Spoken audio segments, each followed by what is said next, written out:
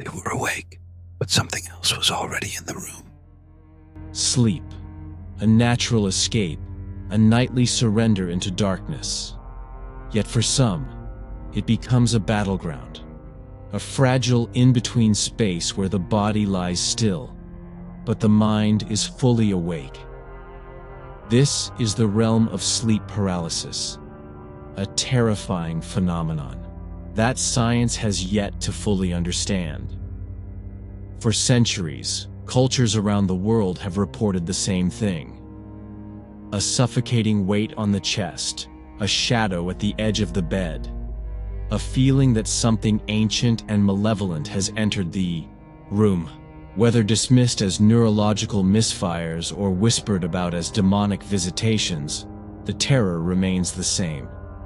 In today's chilling report, we delve into 4 real cases, all drawn from verifiable journals, survivor testimonials, and psychological studies, where sleep paralysis crossed a line, where it didn't just paralyze the body, but warped the soul. Each story unfolds in increasing dread, from the subtle to the supernatural. And by the end, you might never trust sleep again.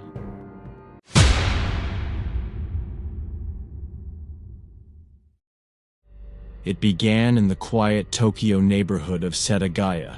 In late 2019, Rina S., a 24-year-old university student studying graphic design, had just moved into a narrow one-bedroom apartment. Compact, minimal, typically Japanese. She had no history of sleep disorders or mental illness. According to her journals, her daily life was consumed with project deadlines, matcha lattes, and the hum of trains in the distance. Everything was, by all accounts, normal. The first occurrence happened on a humid night in June. From her journal. Woke up and couldn't move. Couldn't speak. Something was in the room, but I couldn't look. I tried to scream. Nothing came out. She brushed it off as a stress-induced hallucination, but the episodes continued, always the same time. 3:12 a.m. One night she distinctly heard breathing next to her ear. Slow, wheezing, and not her own. Her air conditioning was off, the windows closed, there was no one else in the apartment. What came next was no longer subtle. She described the presence in more detail. A man, always standing at the foot of her bed, not fully formed. His eyes were too wide and completely black. His head was tilted. His hands never moved. Her entry, on July 5th, reads, "He knows I can see him now, and he doesn't blink." Neighbors in the apartment building later told local reporters they'd heard muffled screaming from Rina's unit, but never during the day, only in the deep hours of the night. She was found 2 weeks later, unconscious, after not showing up for class. Doctors diagnosed her with extreme sleep deprivation and psychogenic trauma. She moved out shortly after, but the next tenant, a 31-year-old programmer, would also leave within a month. He didn't give a reason, just said, "Something watches me while I sleep." The landlord never commented.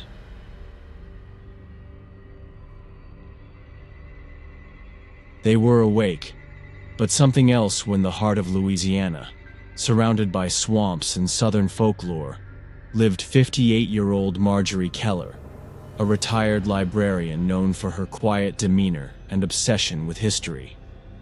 She lived alone in a creaky Victorian home passed down from her grandmother, a house that had survived hurricanes, termites, and time itself. Marjorie led a peaceful, solitary life, until the winter of 2003. She began reporting to her doctor that she felt pressed down during sleep, not metaphorically, literally crushed. At first, the sensations lasted seconds, then minutes. She described a woman, pale-skinned, lips stitched shut, who would straddle her chest at night, not moving, just staring. From her notes, she Smells of mold and wet roses. Every time she comes, I feel less like myself when I wake. Her doctor suggested early onset dementia, but Marjorie insisted she was still lucid. Her pulse and brain scans showed nothing abnormal, except for bruises. They appeared on her shoulders and ribs, deep ones, as if she'd been physically pinned. Neighbors began noticing her windows were always open, even in the freezing rain. She told one neighbor, "She doesn't like closed air. It traps her." Local pastor Michael Lambert performed an informal blessing of the house. According to his statement, "The moment I stepped into the bedroom, the air changed, like being watched by something that's lived there for far too long."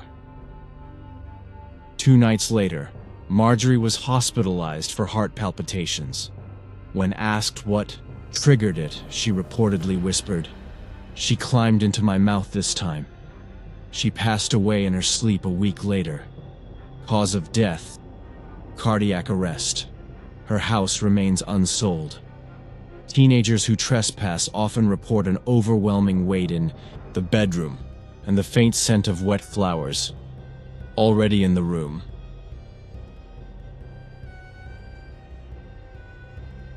Callum Reeve, 19, was a university student living in student housing near the heart of Manchester. A social psychology major with a skeptical mind, he often laughed off ghost stories and superstitions. Sleep paralysis was, to him, a brain glitch, until he became the glitch. His first paralysis occurred during finals week. Callum described being wide awake, but unable to move. A textbook case. But then the whispers began. Not one voice, but dozens, whispering in unison, repeating phrases in a language he didn't recognize. He began documenting them, phonetic sounds written in a notebook. His professor noticed and joked about him. Going Lovecraftian. He stopped attending classes 2 weeks later. On April 17th, Callum was found in his room, dehydrated and catatonic. The walls were covered in scribbled text, repeating symbols, thousands of them. Experts from the university's linguistics department attempted translation, but failed. Some claimed the text resembled Enochian, a supposed angelic language popular among occult circles. One chilling note stood out: "They are teaching me to hear backwards." After being transferred to a psychiatric hospital, Callum was recorded muttering in reversed English. Audio experts verified the clips. They played it forward. One phrase was clear: "Don't sleep, don't sleep. The choir feeds when you freeze." He was released months later, stabilized with medication. But to this day, he refuses to sleep more than 2 hours at a time, and he never listens to music.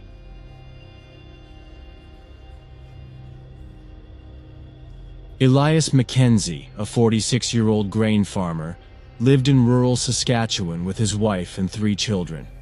Isolated by vast fields and biting winters, their homestead was the last one on the road. Elias was a war veteran, hardened, quiet, rational, until the winter of '78. It began with footsteps under the floorboards. He believed animals had gotten in, but when he pried them open, nothing was there. No signs of nesting, no damage. Then came the paralysis, always at dawn, eyes open, unable to breathe. But this was different. He described eyes, glowing, ones staring up at him from under the floor, burning holes through the wood. He felt his soul being watched. From his diary: "They come before the sun, always hungry, always learning me." His wife dismissed it at first, but then she heard them too. A low growl and the sound of tiny fingers scratching. The children began sleepwalking. One night, their youngest was found at the edge of the well, muttering, "They want to be let out."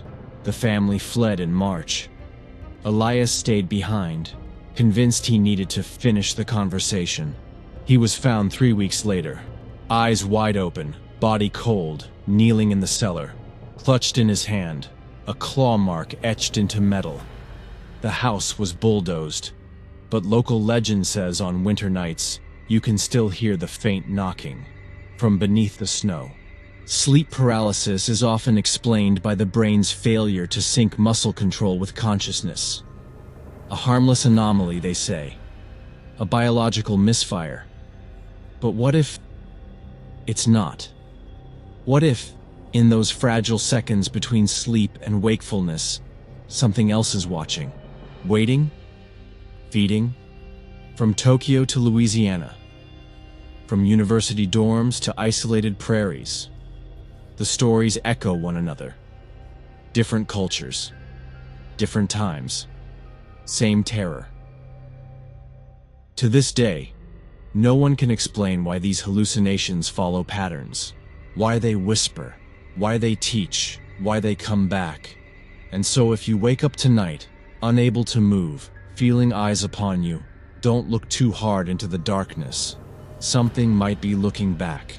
Thank you for watching. If this story disturbed you, you're not alone. Leave a comment. Have you ever experienced sleep paralysis? Or something worse? Subscribe for more faceless horror. Stories so real, you'll wish they weren't. Until next time, sleep well, if you can.